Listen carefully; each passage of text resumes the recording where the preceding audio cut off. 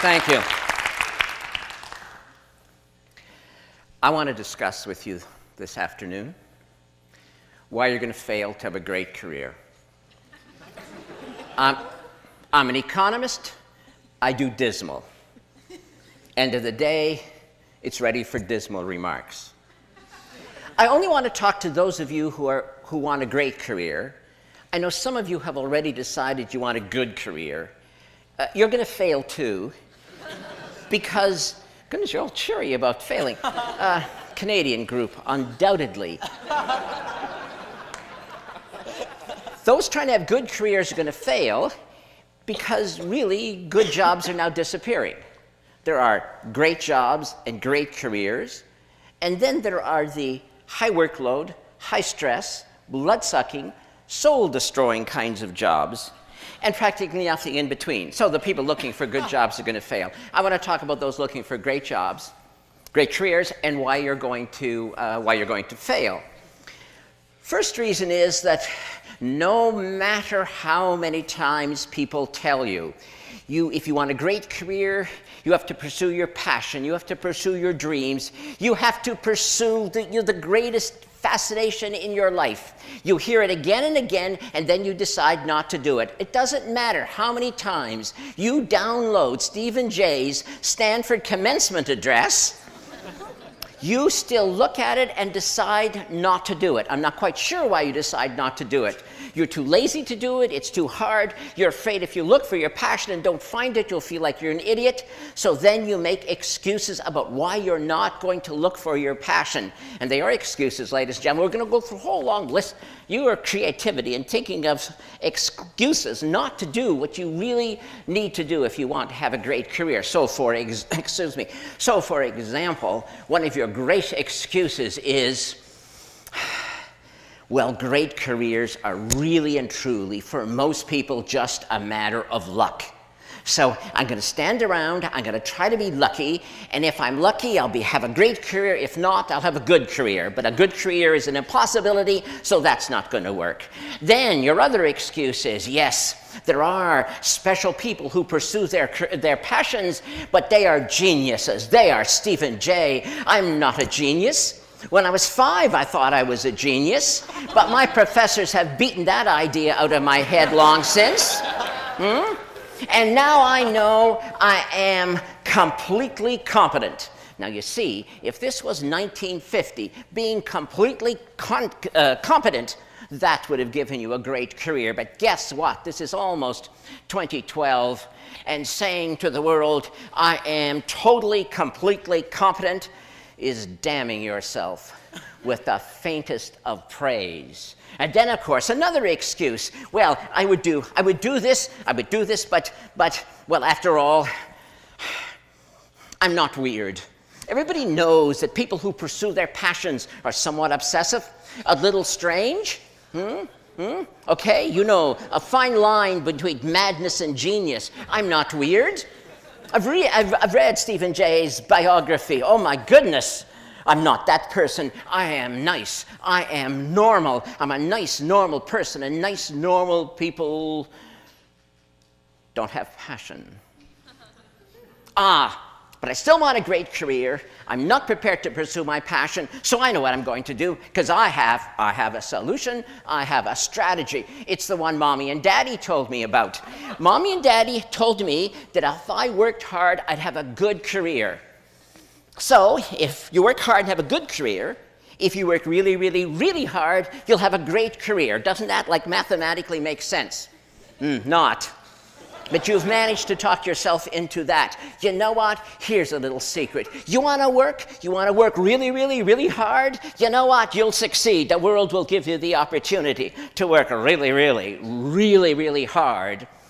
But are you so sure that that's going to give you a great career when all the evidence is to the contrary? So let's deal with those of you who are trying to find your passion. You actually understand that you really had better do it. Never mind the excuses. You're trying to find your passion,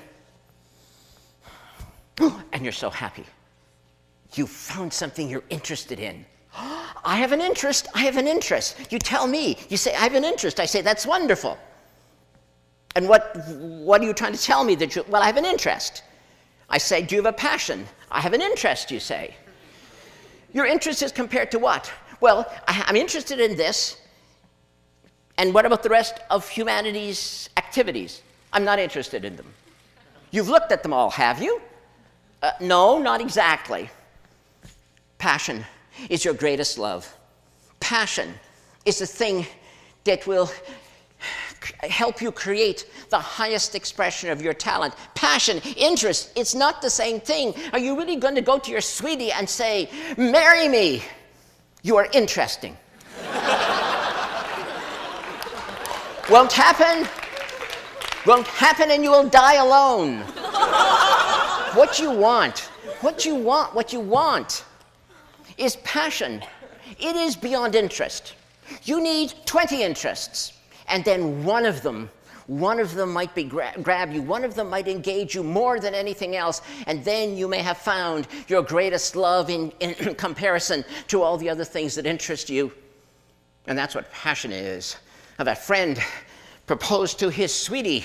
He was an economically rational person. He said to his sweetie, let us marry. Let us merge our interests. Yes, he did.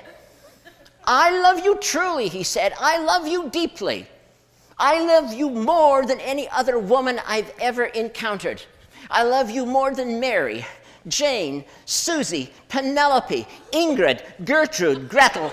I was on a German exchange program then. I love you more than All right.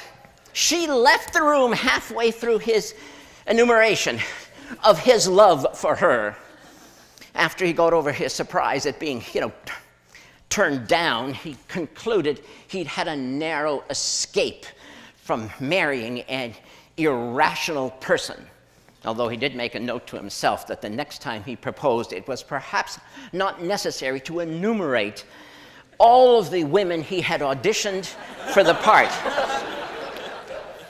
But the point stands. You must look for alternatives so that you find your destiny. Or are you afraid of the word destiny? Does the word destiny scare you? That's what we're talking about. And if you don't find the highest expression of your talent, if you settle for interesting, what the hell ever that means, do you know what will happen at the end of your long life? Your friends and family will be gathered in the cemetery, and there, beside your grave site, will be a tombstone, and inscribed on that tombstone it will say, "Here lies a distinguished engineer who invented Velcro."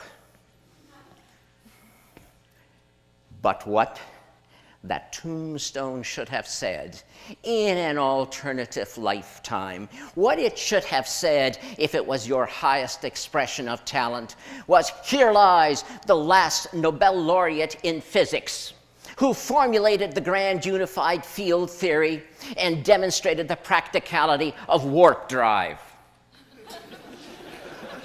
Velcro indeed. One was a great career. One was a missed opportunity. But then there are some of you, in spite of all these excuses, you will find your passion, and you'll still fail. You're going to fail because you're not going to do it, because you have invented a new excuse. Any excuse to fail to take action. And this excuse I've heard so many times. Yes, I would pursue a great career, but a value. Human relationships, more than accomplishment. I want to be a great friend. I want to be a great spouse. I want to be a great parent, and I will not sacrifice them on the altar of great accomplishment. What do you want me to say? Now, do you really want me to say now, tell you, really, I swear I don't kick children? Look at the worldview you've given yourself. You're a hero no matter what. And I, by suggesting ever so delicately that you might want a great career, Must hate children. I don't hate children. I don't kick them. Yes, there was a little kid wandering through this building when I came here, and no, I didn't kick him. Of course, I had to tell him the building was for adults only and to get out. He mumbled something about his mother, and I told him she'd probably find him outside anyway. Last time I saw him, he was on the stairs crying. What a wimp. Well, but what do you mean? That's what you expect me to say. Do you really think it's appropriate that you should actually take children and use them as a shield? You know what will happen someday? You ideal parent, you. The kid will come to you someday and say, I know what I want to be. I know what I'm going to do with my life. You were so happy. It's the conversation a parent wants to hear because your kid's good at math and you know you're going to like what comes next. Says your kid, I have decided I want to be a magician. I want to perform magic tricks on the stage. And what do you say? You say, that's risky, kid. Might fail, kid. Don't make a lot of money at that, kid. You know, I don't know, kid. You should think about that again, kid. You're so good at math. Why don't you? And the kid interrupts you and says, but it is my dream. It is my dream to do this. And what are you going to say? You know what you're going to say? Look, kid, I had a dream once too, but. So how are you going to finish the sentence with your but? But. I had a dream too once, kid, but I was afraid to pursue it. Or are you going to tell him this? I had a dream once, kid, but then you were born.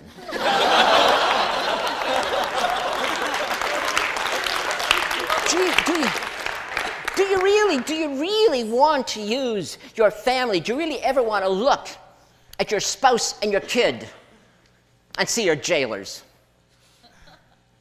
There was something you could have said to your kid when he or she said, I have a dream. You could have said, looked the kid in the face and said, go for it, kid. Just like I did. But you won't be able to say that because you didn't. So you can't.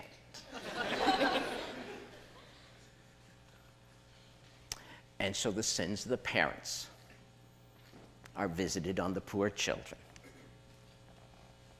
Why?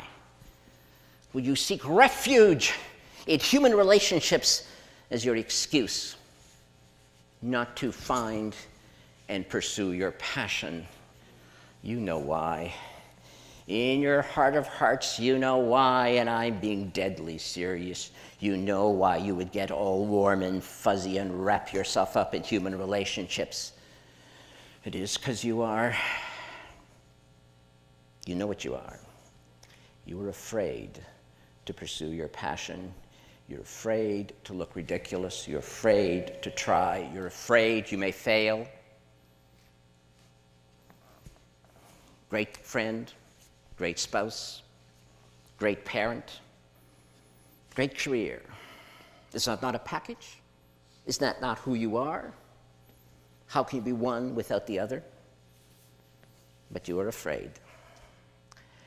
And that's why you are not going to have a great career. Unless that most evocative of all English words, unless. But the unless word is also attached to that other most terrifying phrase. If only I had, if only I had, if you ever have that thought ricocheting in your brain, it will hurt a lot. So those are the many reasons why you're going to fail to have a great career. Unless